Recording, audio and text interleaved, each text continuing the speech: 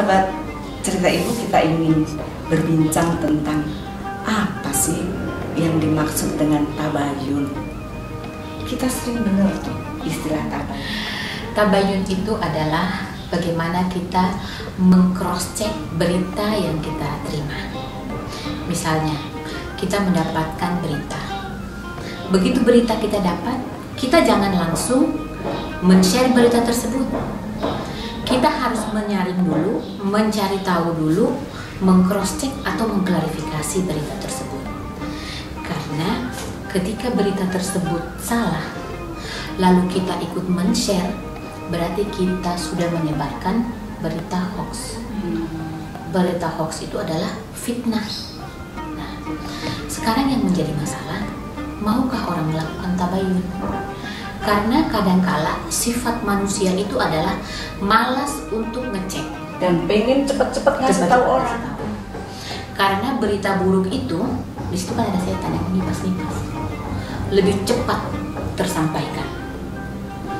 Jadi kalau misalnya itu berita yang kita terima adalah berita yang berkaitan dengan pertemanan, maka keharmonisan dalam berteman itu akan terganggu, menciptakan perselisihan, menciptakan menambah musuh. Nah, ketika kita mendengarkan berita, lalu kita melakukan tabayun, berita ini kita cek lagi, ada manfaatnya nggak untuk disebarkan?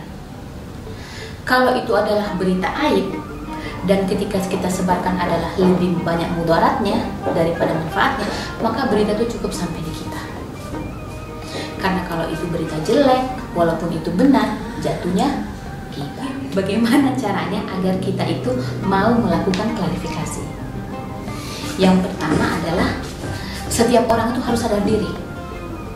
Kalau seandainya dia berada dalam cerita itu, seperti apa rasanya ketika kita difitnah, ketika kita digosipin, apalagi berita itu hoax.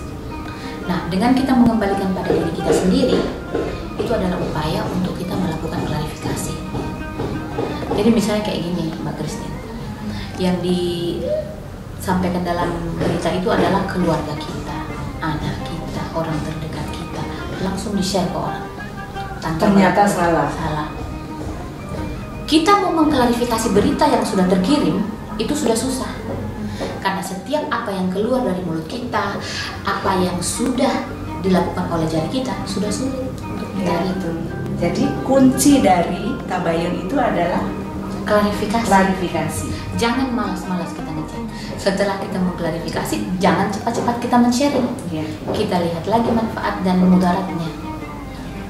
Jadi sahabat cerita ibu, mari kita mulai dari sekarang, mulai dari diri kita sendiri, selalu melakukan tabayun, cross-check, klarifikasi terhadap berita yang beredar di manapun, termasuk di sosial media. Dan sekali lagi, perlu kita kaji lagi, ada manfaatnya tidak kalau berita itu kita sebarluaskan.